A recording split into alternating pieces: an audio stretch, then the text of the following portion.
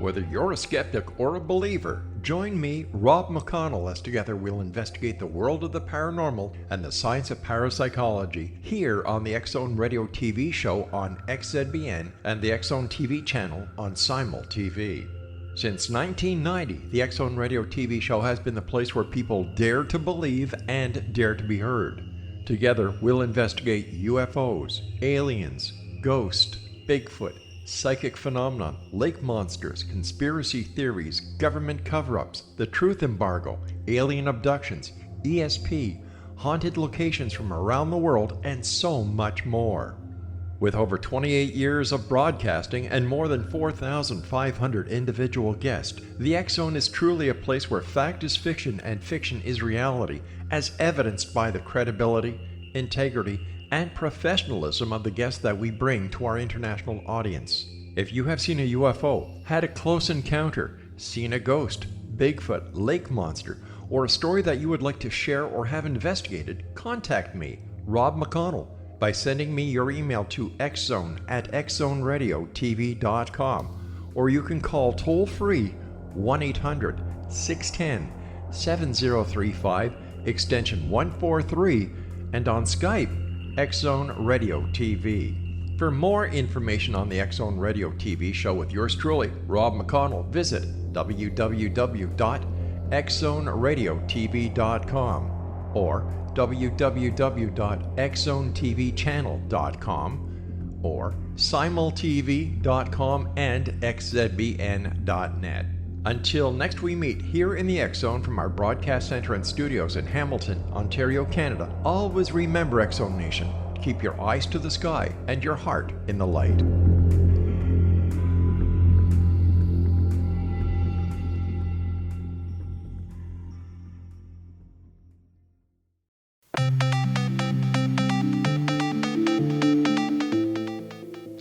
Welcome everyone to Too Good to Be True. Thank you for taking the time to listen. The subject for today's show is amazing animal survival stories, starting with the honeybees of Notre Dame. Before we start getting into details, let's just briefly talk about psychic insight and how we apply it. We choose a subject, then research it, and based on that research, we determine what we think needs to be explained by creating a series of questions. Then Justina provides psychic insight to answer those questions. The psychic insight is narrated towards the end of the show. Accepting the psychic insight is a question of individual belief. Now let's go through the disclaimers.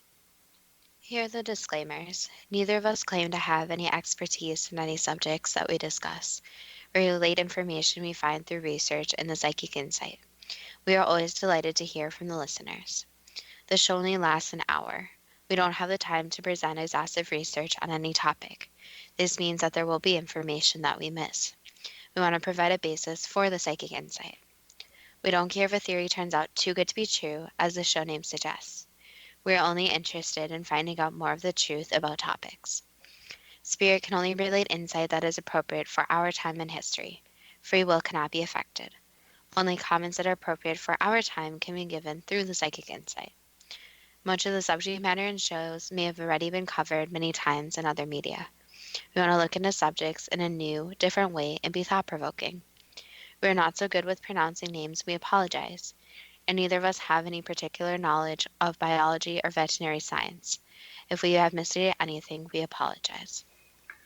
The partial destruction of Notre Dame in Paris has been very much in the news after fire broke out there in April of 2019, as described by Wikipedia. Quote, on the 15th of April 2019, just before 1820 CEST, a structure fire broke out beneath the roof of Notre Dame Cathedral, Paris. By the time it was extinguished, 15 hours later, the building's spire and most of its roof had been destroyed and its upper walls severely damaged.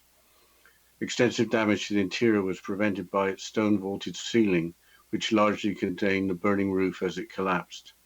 Many works of art and other treasures were evacuated early in the emergency, but many others were damaged or destroyed. The cathedral's 2 pipe organs and its 3 13th century rose windows suffered little to no damage. 3 people suffered injuries, unquote. The injuries experienced by 2 policemen and a firefighter were reported as being slight. There is renovation work ongoing. Maybe some of the workers' equipment malfunctioned to start the fire. But how old is Notre Dame? Wikipedia describes the cathedral as follows, quote, Notre Dame de Paris, meaning Our Lady of Paris, often referred to simply as Notre Dame, is a medieval Catholic cathedral on the Ile de la Cité in the 4th arrondissement of Paris. The cathedral is consecrated to the Virgin Mary and considered to be one of the finest examples of French Gothic architecture. Its pioneering use of the ribbed vault and flying buttress, its enormous and colourful rose windows, and the naturalism and abundance of its sculptural decoration set it apart from early Romanesque style. Major components that make Notre Dame stand out include one of the largest organs and its immense church bells.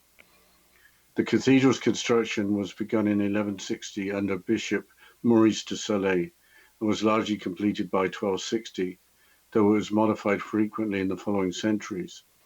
In the 1790s, Notre Dame suffered desecration during the French Revolution. Much of its religious imagery was damaged or destroyed. In the 19th century, the cathedral was the site of the coronation of Napoleon I, the baptism of Henry, Count of Chambord, and the funerals of several presidents of the Third French Republic. Unquote. The Ile de la Cité is one of the 2 natural islands on the River Seine within the city of Paris. The 4th arrondissement of Paris is the 4th administrative district of 20 in the city. It's high time to talk about the bees. I'm going to quote from the IFL Science website. Since 2013, the rooftop of Notre Dame has been home to over 180,000 bees as part of a citywide initiative to boost declining bee numbers. Against all odds, all 3 hives managed to survive and appear to be enjoying the spring sunshine once again. The bees are alive. Until this morning, I had no news. Nicolas Geant, the Notre Dame's resident beekeeper, told AFP on Thursday. At first, I thought that the 3 hives had burned, but I had no information. Then I saw from satellite images that this was not the case, and then the cathedral spokesman told me that they were going in and out of the hives. As you can see from the drone images of the cathedral roof, the hives were a reasonable distance from the main fire. However, the bees would still have been blown full of smoke. Bees do not have lungs, so they cannot die from smoke inhalation. Instead, they breathe through a network of tiny tubes called tracheae. If you have ever seen a beekeeper working with their hive, you'll know that they occasionally use smoke to calm down the bees. Bees mainly communicate through smell and pheromones.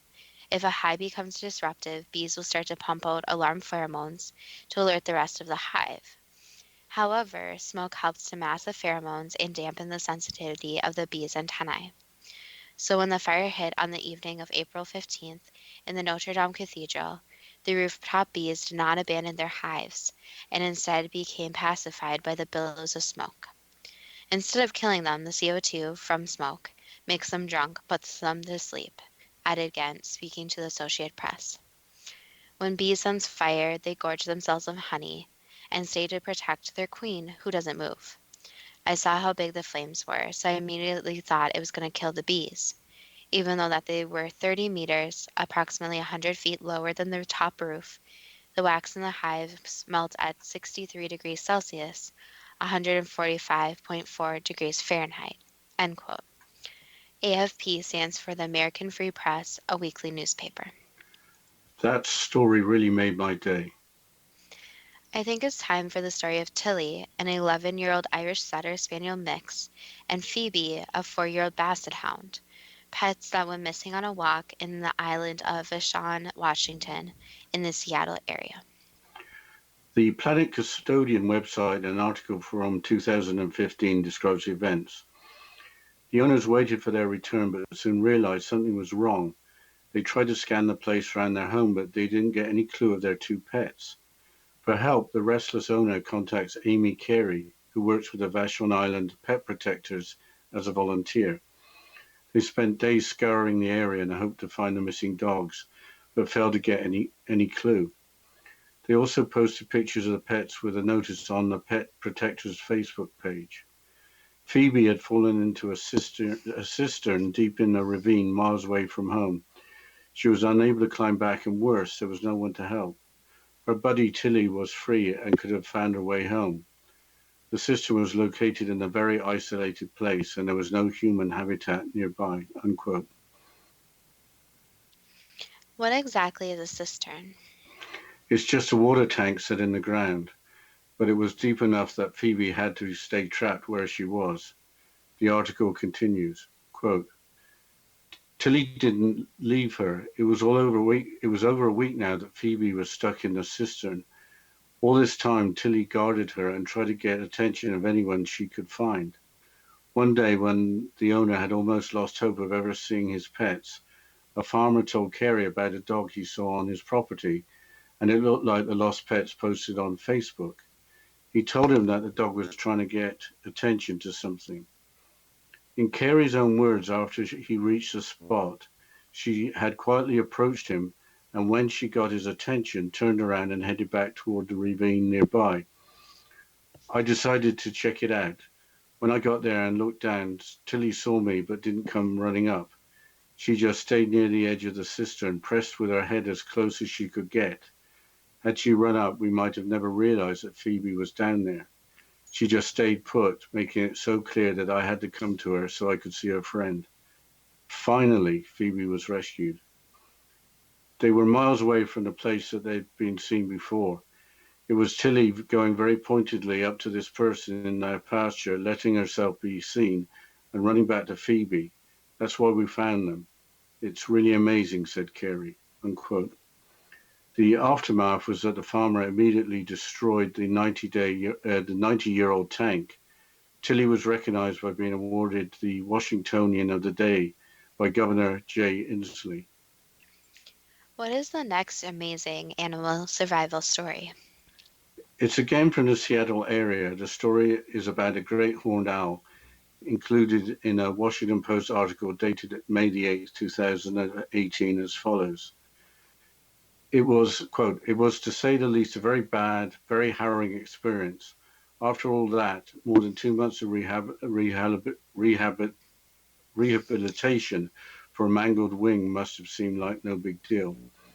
Oh, he stood out, said Jennifer Convey, director of the Paul's Wildlife Center in Linwood, Washington. He's unusual. The saga of this raptor, which the clinic staff referred to as he, though they did not determine gender, began when it arrived at the Paul's in November. The center treats about 4,000 injured animals a year, half of them birds. The patient's left humerus was broken, leaving its dappled grey wing twisted around, Convey said. The left of its piercing golden eyes was dilated and had a hemorrhage, probably as a result of the truck's impact. But I think we'll have to continue with this quote after the break, Justina. Yes, we'll continue after the short break, and you're listening to Too Good to Be True with Justina Marsh and Pete Marsh on the X Zone Broadcast Network, www.xzbn.net.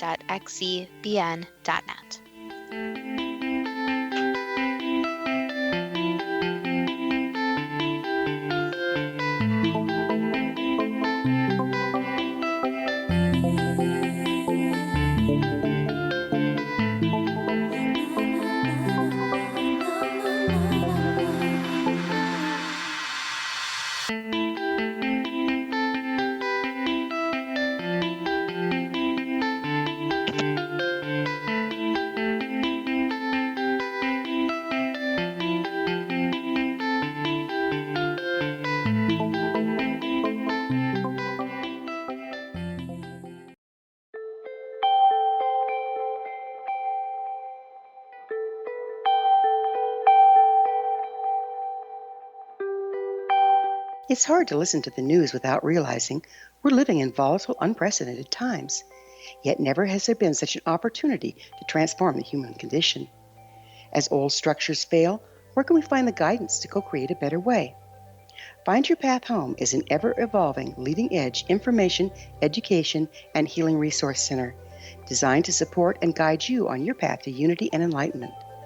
Based on sound principles employed by shaman worldwide, we provide techniques that can support you through the current transitions, offering online shamanic classes, international long-distance shamanic healing sessions, complimentary Mission Evolution radio episodes and Stairway to Heaven TV vignettes, seminars, retreats, and much more.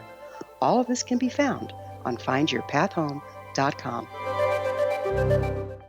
So I was watching the X Zone TV channel last night when I was abducted by aliens, and they kept repeating to me over and over again, simultv.com, simultv.com. What's simultv.com? That's what I asked them. They had it written on the side of their UFO. How do you spell that? UFO. No, I mean simultv.com. simultv.com. simultv.com. Right. simultv.com. Interesting that you were abducted by aliens in a simultv.com UFO last night. Oh, yeah? Yeah. Now that you mention it, I remember now last night I was awakened from a deep sleep. My great-grandmother was standing there. She said she'd come from the hereafter to tell me about simultv.com. She even spelled it out for me. simultv.com, sonny boy. simultv.com. simultv.com, sonny boy. Wow. Yeah. Guys, you'll never guess what my psychic guru just told me. simultv.com. Exactly. Are you guys psychic too? Of course. We all know about simultv.com. simultv.com.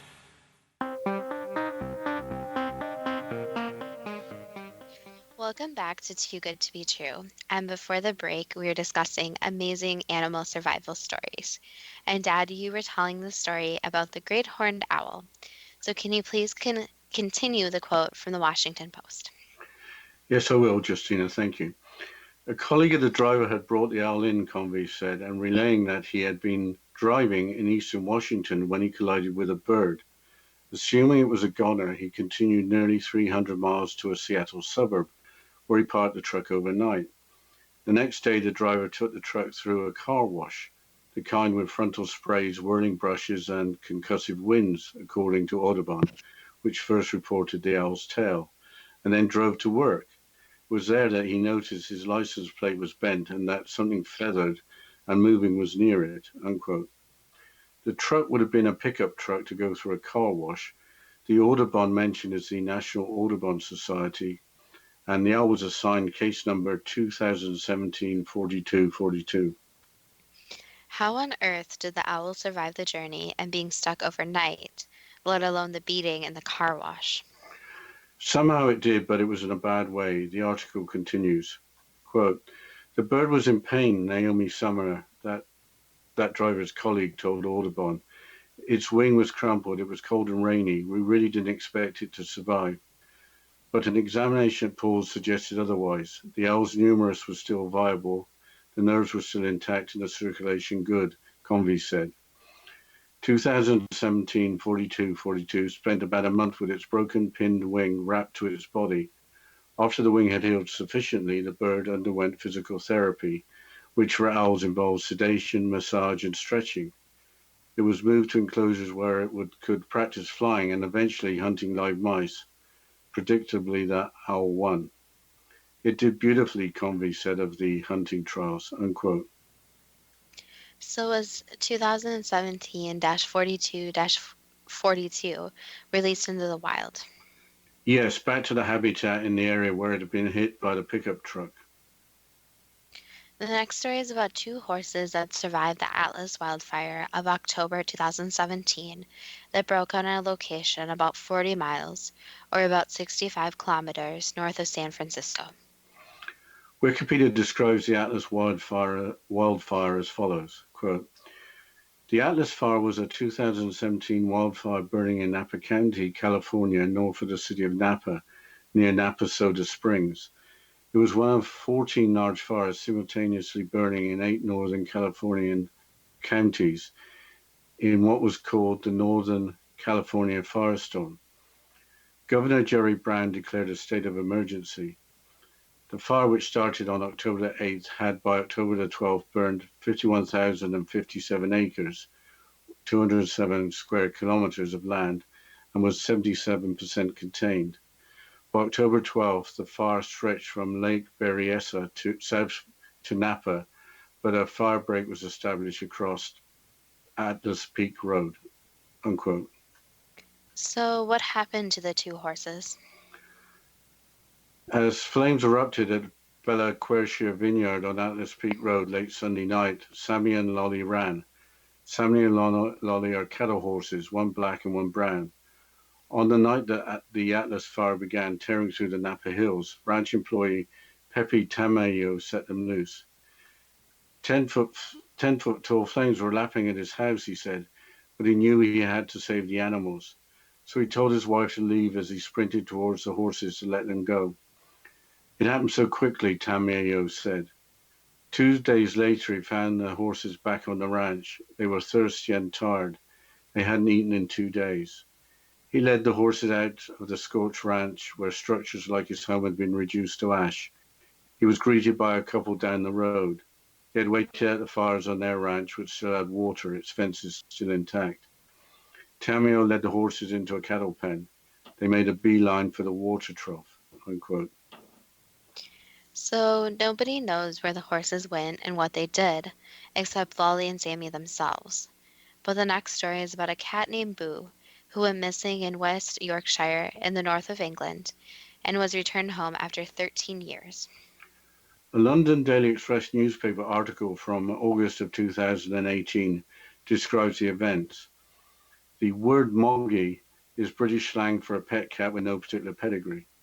Quote, an elderly moggy has finally found its way home after going missing for an incredible 13 years.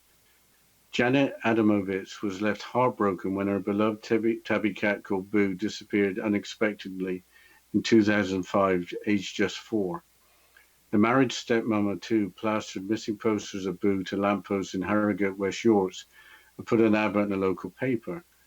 But after a year, Janet gave up hope and eventually decided to give a home to 2 other cats, 3-legged Ollie in 2008 and Tessie in 2014. So after the now 17-year-old Moggy was brought into a local vet after being found mysteriously 40 miles away in Pocklington, East Yorkshire, it was more than just a shock. I got a call on Thursday to say I had a cat missing, said Mrs. Adamovitz, adding, I said, I don't think I do. They're both here. But they said, we've looked on the system and it says you own a cat called Boo. I thought it was weird, but I couldn't believe it when I got to the vets and they had her there, and she still remembers me. I don't know where she had been, I think possibly a stray, but being fed by strangers or catching her own food. Despite being a little dehydrated and weary, Boo was in generally good health. She was taken to Wixton Vets in York by a lady who did not leave her name or details, other than the fact that the cat had been found in Pocklington and had been lurking around for a few weeks.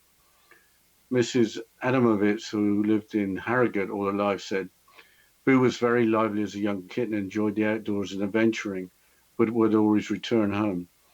We don't know how she got all those 40 miles, but it could have been many number of reasons. She has done well as a 17-year-old cat to last that long as a stray cat. It really is remarkable. Despite only being 5 years old, she still remembers me and has been my shadow ever since coming home. The other 2 cats are not impressed, but hopefully Boo is finally home for good. Boo enjoyed family life as a youngster, and although often outdoors and adventuring, she would always return home for the night, unquote. Boo had been identified at the vet clinic by having been microchipped years ago. Our final story is about a black and white cat called Jacob, also from the British Isles and also from August of 2018. That must have been a good month for animal stories, especially about cats. An article in the London Daily Mail newspaper describes the events that took place in Scotland. Quote, a cat has miraculously escaped with just a bruised nose after being trapped inside a car hood for 9 days and driven up to 80 miles around town. Jacob, the black and white moggy, rarely ventures outside, but when the 7-year-old feline disappeared, his owner Sharon Sterling was worried. The 49-year-old from Kilmarnock, East Ayrshire, made posters, door-knocked and searched everywhere for her beloved cat, but didn't think to look under the grille of her dad's car. On July the 27th, Sharon swapped cars with her 70-year-old father, Alex, while he recovered from an operation and couldn't drive.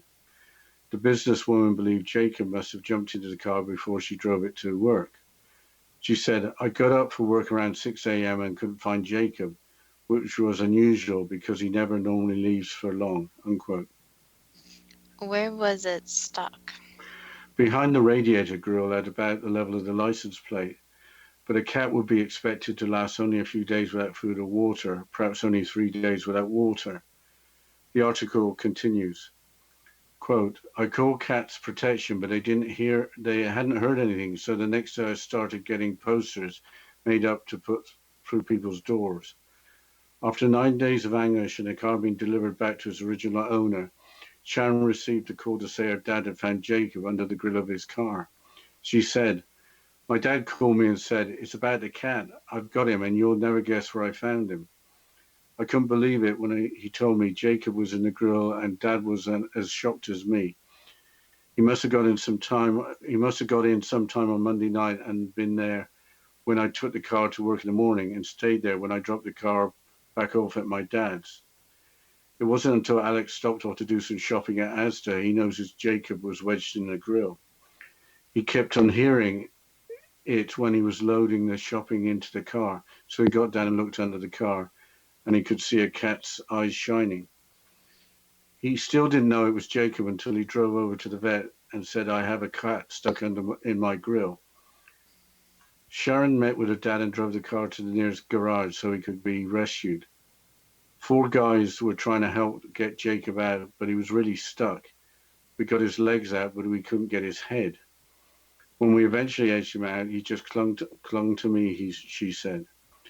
Mechanics from Ingram Motoring Group in Kilmarnock, where the cat was rescued, pried the front bumper off the car and squeezed him out. After 20 minutes of perseverance, Jacob, the black and white moggy, was back with his loving owner, unquote. The Asda referred to as a large chain of supermarkets.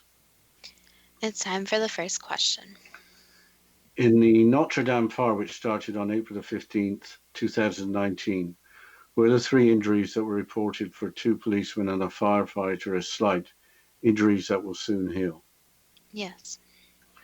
Which works of art and other treasures were destroyed? Basically, a lot of works of art were saved because they weren't in the roof.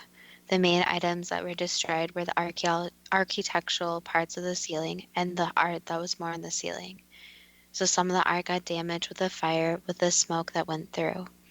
However, the smoke damage is not major and can be fixed pretty easily. So it's more the actual structural damage, but the main structure is still surviving. Most of the more expensive artwork and main structural aspects are still standing.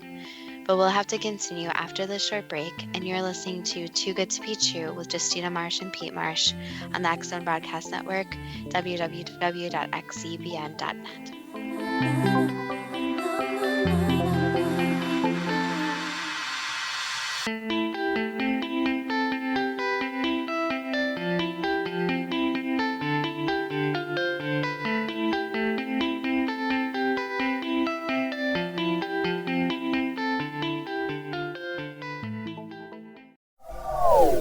They are here, and they've been here for thousands of years, making their presence known in the shadows. They might be seen by a lonely motorist on a deserted road late at night, or by a frightened and confused husband in the bedroom he is sharing with his wife. But who are they? What do they want? Why are they here? Perhaps most concerning, has the government been aware of their presence all along? The new book by L.A. Marzulli, UFO Disclosure, the 70-year cover-up exposed, delves into the world of UFOs. Can full disclosure be soon? Order now and receive a free hour and 37-minute DVD on the UFO phenomenon. UFOs are real. Get both the book and the DVD, a $40 value, for only $19.99. To order your book and DVD today, go to lamarzulli.net. That's LAMARZULLI.net. Rob McConnell here, presenting an overview for Nicholas Paul Jennings, author of a fascinating book, Amen. It presents facts revealed by Egyptologists, facts that enable us to understand why Amen is the beginning of creation of God. It provides recommendations for religious leaders of the major religions to unify their beliefs and teach the Word of God. Love one another. Amen informs people how mankind conceived God. It was the Egyptians that developed the concepts of a soul, a hereafter, and Son of God. And finally, after the worship of many gods, they conceived the belief in one universal God, the maker of all there is. For more information, visit www.futureofgodamen.com. That's www.futureofgodamen.com. You have heard of the X Zone? Now watch it on Simul TV, plus 500 video games, live TV channels, free video on demand, worldwide, and more. Does this sound like tomorrow's television? Well, it is, but you can have it today, right now. It is Simul TV. Simul TV offers what the others only wish they could provide. 15 exclusive channels like X Zone, sci-fi, and horror. We are worldwide. No other provider offers that. 500 built-in video games. No need to have an extra expensive system. We have them included. Free video on demand. Live streaming events from around the world. Interactive online network, and much more. Tomorrow's TV today. Simul TV. Sound too good to be true? Well, it's not. You can have Simul TV today. Sign up at simultv.com. Do it today.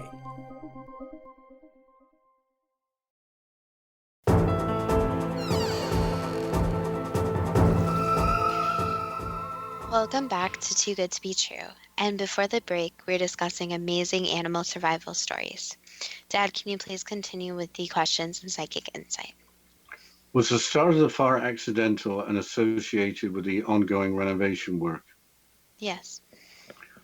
Why was the Catholic Church attacked during the French Revolution, with Notre Dame having much of its religious imagery damaged or destroyed? Basically, to make a point. So they knew attacking the religious place would make a large point, since religion was a source of conflict in many different ways. So it was easier to make a point by going after somewhere religious, such as that.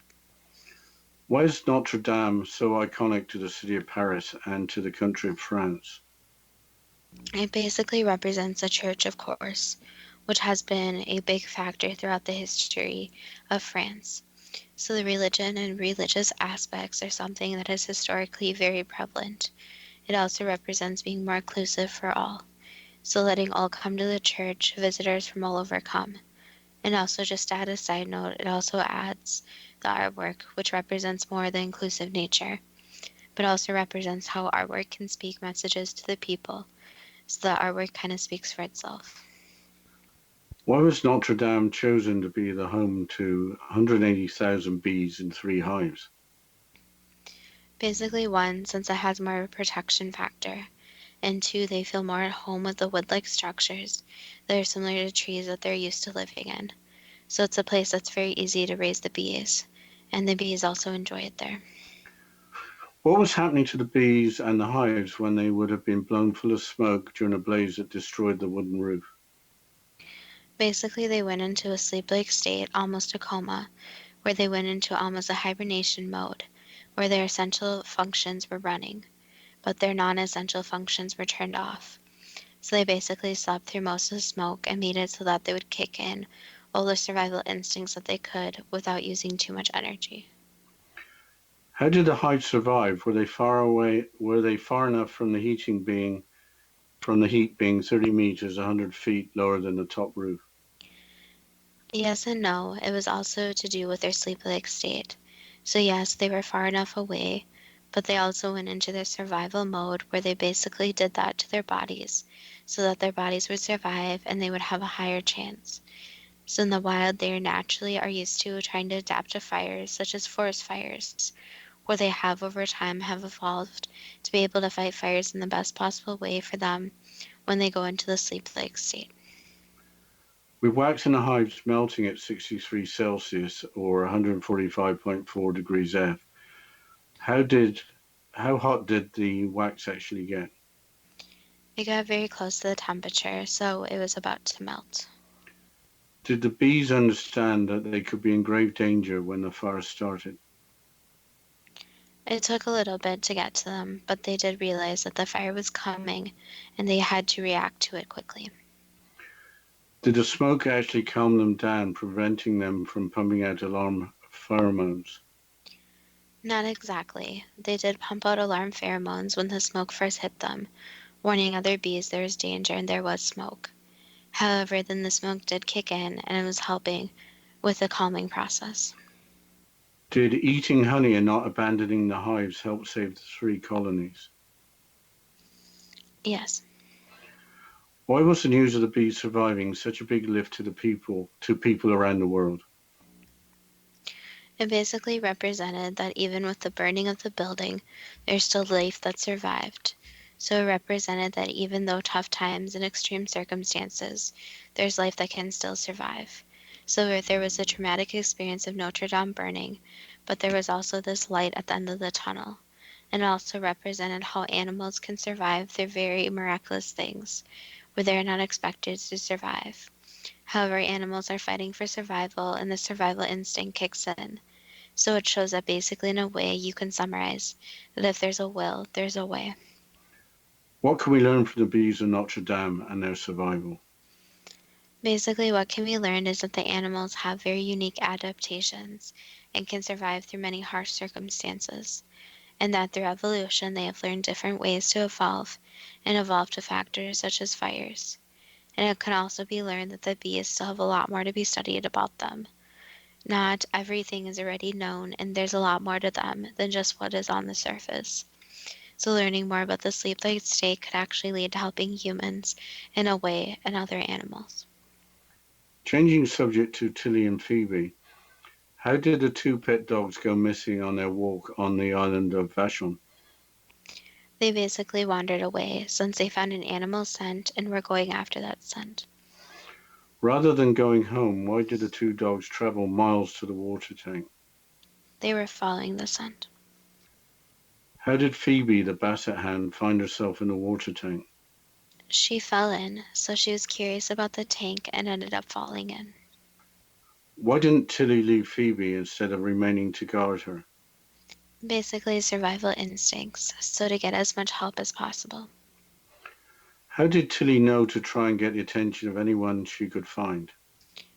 Basically she knew that it was easier to find humans to help, so she knew that humans knew how to try and help with the situation when she couldn't. How did Tilly know to quietly approach the farmer and when she got his attention, turn around and head back towards the nearby ravine?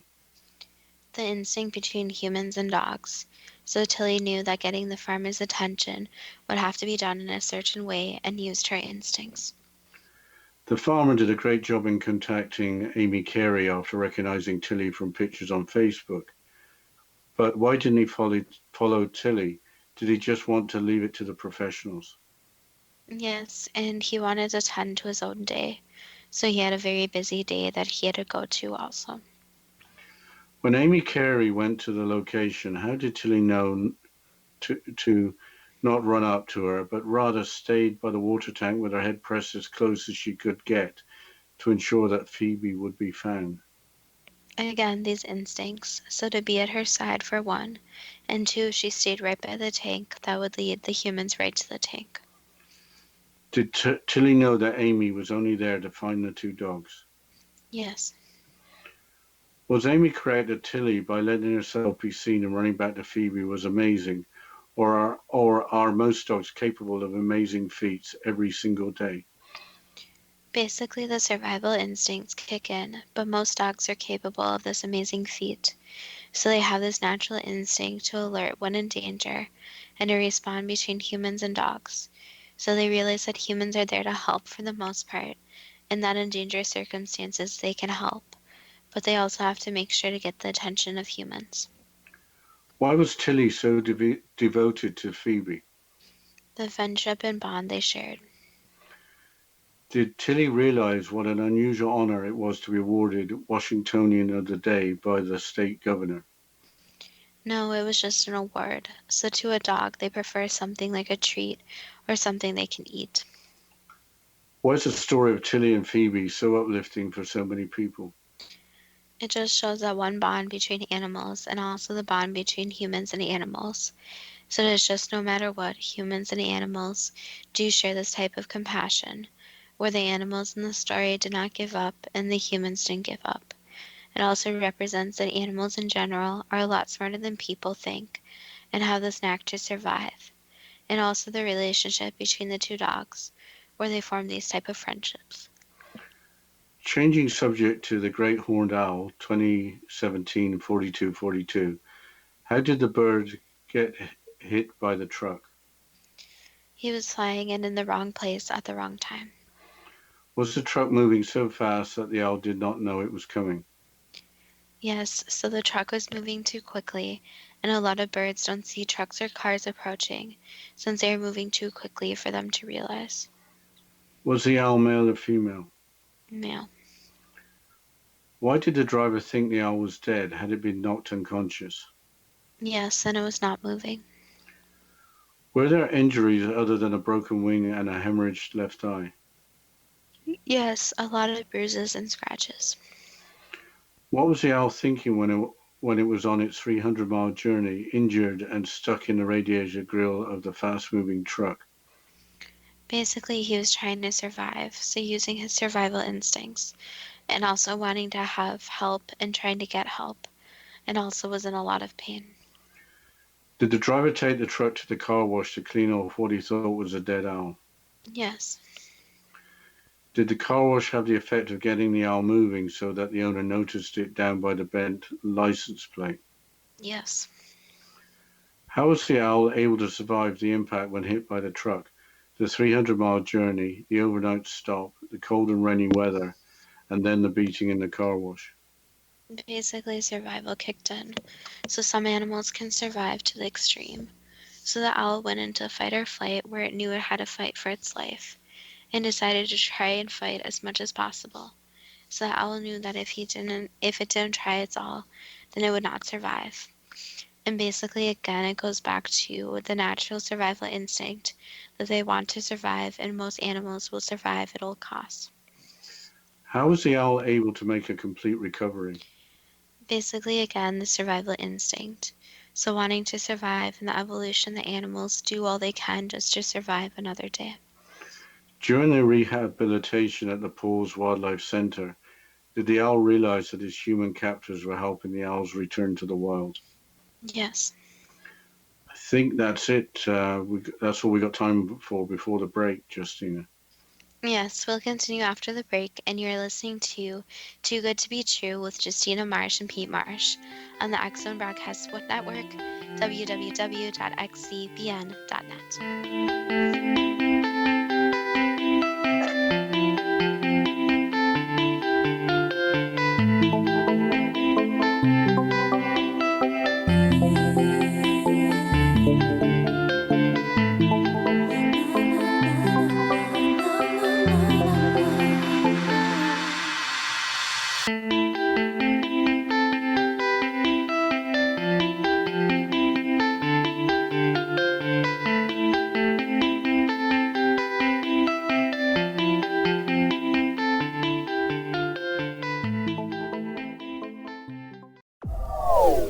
They are here, and they've been here for thousands of years, making their presence known in the shadows. They might be seen by a lonely motorist on a deserted road late at night, or by a frightened and confused husband in the bedroom he is sharing with his wife. But who are they? What do they want? Why are they here? Perhaps most concerning, has the government been aware of their presence all along? The new book by L.A. Marzulli, UFO Disclosure, the 70-year cover-up exposed, delves into the world of UFOs. Can full disclosure be soon? Order now and receive a free hour and 37-minute DVD on the UFO phenomenon. UFOs are real. Get both the book and the DVD, a $40 value, for only $19.99. To order your book and DVD today, go to lamarzulli.net. That's LAMARZULLI.net.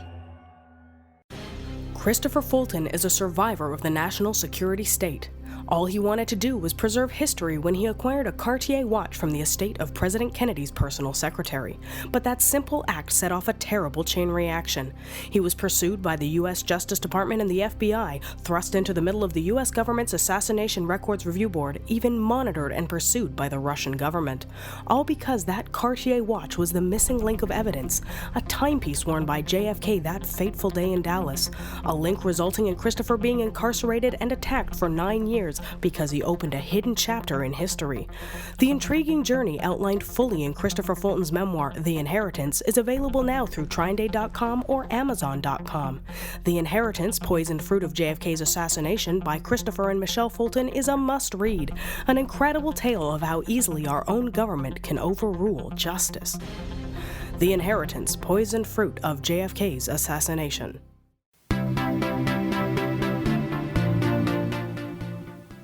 Welcome back to Too Good to Be True.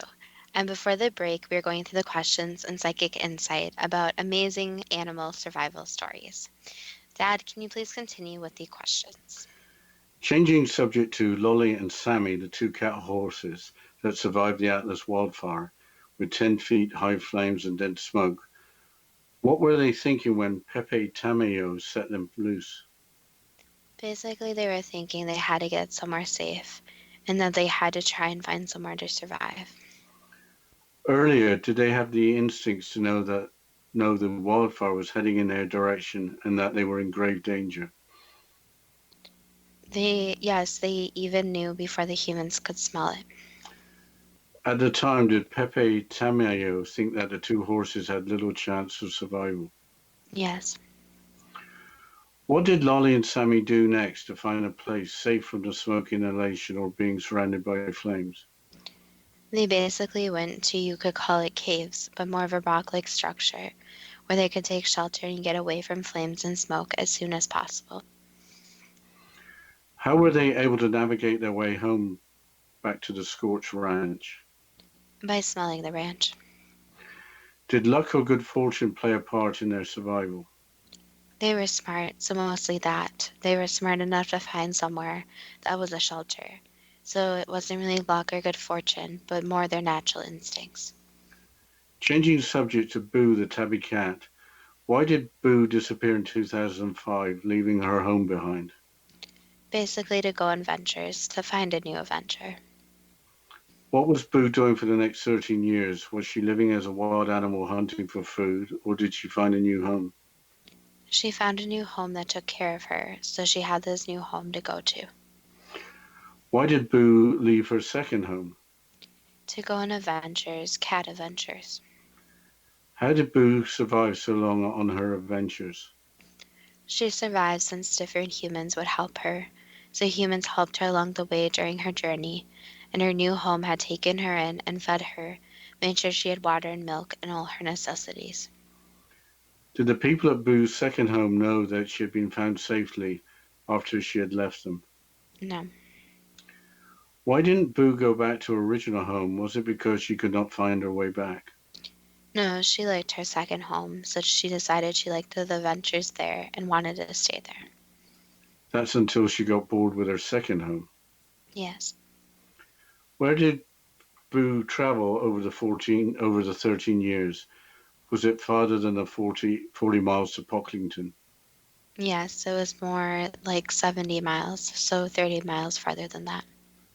Was it partly due to old age that Boo had been lurking around Pocklington for a few weeks and was found to be dehydrated and weary? Yes, and she was also trying to get back to her original home, but cat adventures are harder when you are an old cat. How after 13 years did Boo remember her original owner, Janet Adamovich, shadowing her on her return home? Since he remembered his original owner, and cats do remember things and do have memories, so she knew where her original home was. Did Boo realize that by disappearing that she would be missed by her first owner and then by her second owner? Yes. So her search for adventure overcame that concern. Correct, and the search and adventure was more important, and she didn't think that the humans would miss her that much. Changing subject to Jacob, the black and white cat, why was August of 2018 a good month for amazing cat stories in the British Isles? Basically because the news needed some more positive, upbeat stories. So it just happened to be a point where more positive stories were being shown, or gave more people hope. Why did Jacob go under the hood of Sharon Sterling's father's car? Was it because it was just somewhere new to explore and it was out of sight?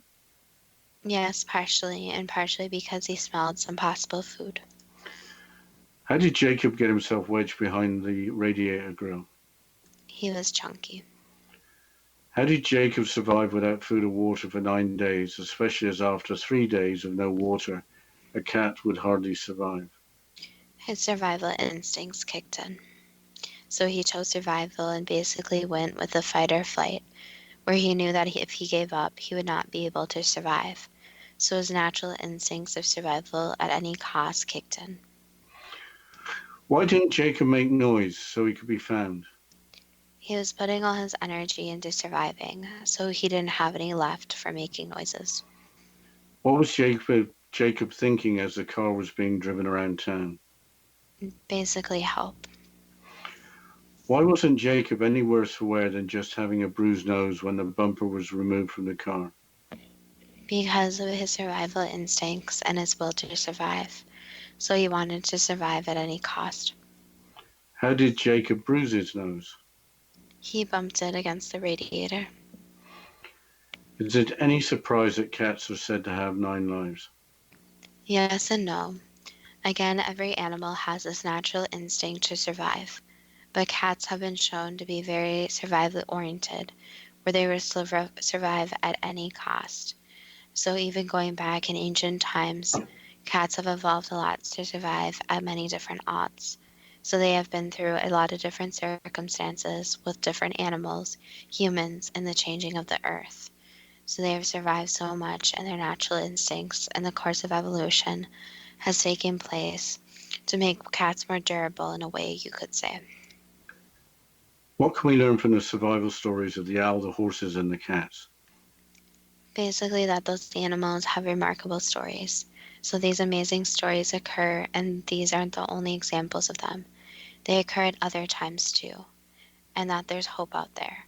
The animals will survive at almost any cost, and they're a lot smarter than we think they are. So humans think that animals aren't the smartest things, but most smart being on the earth. However, they forget that animals also have their natural instincts and know more than humans actually know they know. So there's more to study on animals and never to give up. So there's always hope. And even if there's a small chance of survival or hope, there's still this fight or flight where in many cases the animal will actually go into the fight mode where it wants to survive at any cost. That was the last answer. Are many animals being able to survive against the odds when necessary too good to be true? That depends on what you are prepared to believe. Well, our first story about the bees at Notre Dame, I was just absolutely amazed and surprised when I heard that story. And I guess also amazing was the fact that the wax nearly got to its melting temperature, and those bees were very close to not surviving. I think my biggest takeaway from all these different animal stories is that there's a lot we don't actually understand about the animals. So it seems that in a lot of these cases, we don't actually understand how smart the animals are. And obviously, animals have to be very smart to survive against elements since they have to take shelter in their own way. They don't have a home to go into, they make their own homes. Yeah, I just mentioned Tilly and Phoebe. There's lots of pictures on the internet, and I think they must have been taken when they were actually found by, was it Amy Carey? You see Tilly right by the edge of this, I guess, sunken water tank, and there's Phoebe, the basset hound, and Phoebe sort of looking full of it, and there's Tilly just getting as close as possible to the edge. So I think they're fantastic pictures, so I'd go look for them. Yes, I also really like the story of the two horses from the wildfire in California, since it's interesting that even in a hard time where there's a fire, there's a blaze going smoke, the horses still sought some shelter, and then even after finding the shelter, they were able to return home, since I'm sure nobody expected them actually to be able to survive. So it was really nice they got the chance to survive, but when you think of a fire, especially a forest fire, in California that's huge, raging on, you don't think horses are actually going to survive. No, I think a lot of horses sadly didn't survive in wildfires in California. The interesting thing is how the bees of Notre Dame really survived because they'd adapted to forest fires. So they just, the fact they were in a cathedral with a wooden roof, okay, that's fine. but they just behaved like the wooden roof was trees and there was a fire, and they just acted like they would in a forest fire. It's kind of a amazing story. Well, I think that's interesting. And another interesting point to bring up is that during forest fires, different animals react in different ways. And there's actually a post that was circulating around social media about different animals and not actually picking them up, especially things like rabbits or bunnies, since their parents or other same rabbits, bunnies, whatever species, would actually come and find them. So they were advising people not to pick up the young since the parents actually put them into safety and were coming back for them. Okay, yes, because we don't believe that animals can work things out. I'm not sure why there were 2 cat stories from Britain in August of 2018 and 2 rather amazing survival stories. I don't expect your 17-year-old cat to show up after being missing for 13 years. And the other cat, Jacob, been in a radiator grill. Cats don't do very well without food and water after just a few days. So those were pretty amazing. But it seems that animals just have this amazing abilities, and we just don't give them credit for it. Well, on that note, let's mention our Facebook page at Too Good to Be True, with the first 2 spelled TWO, or our website at toogoodtobetrue.net. And if you have any suggestions, if you want to share your own survival stories of any amazing animals that you've encountered, feel free to message us on there. And we're always open to more suggestions. So if you want to hear more amazing animal survival stories, or a totally unrelated topic, feel free to message us since we love getting suggestions. And as always, thank you so much for listening, and we look forward to next week's show.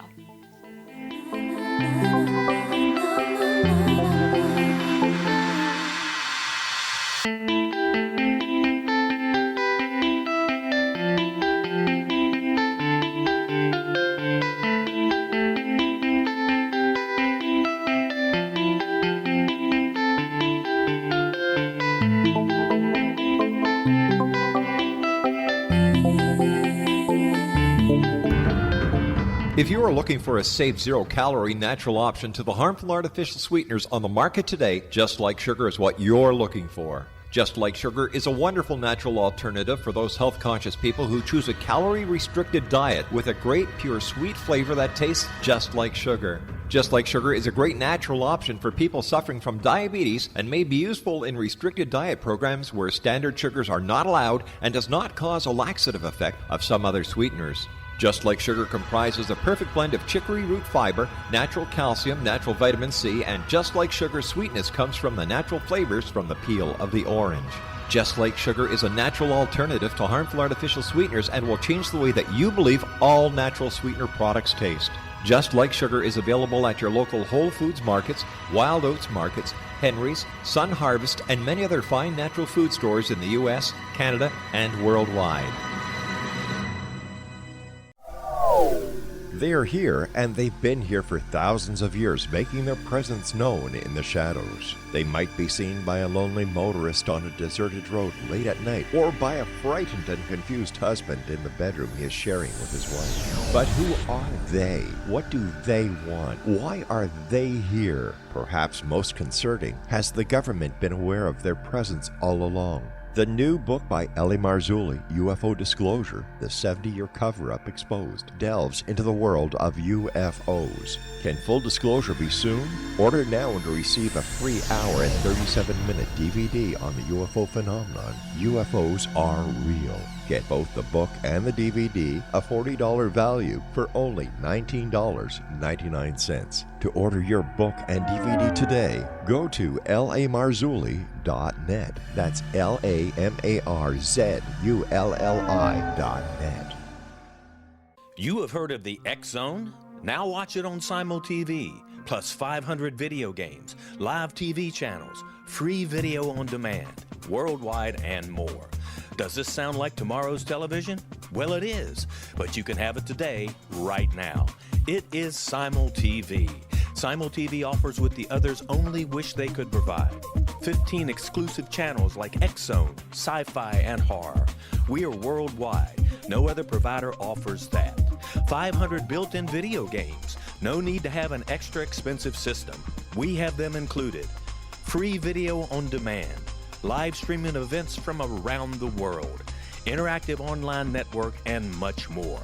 Tomorrow's TV today. Simul TV. Sound too good to be true? Well, it's not.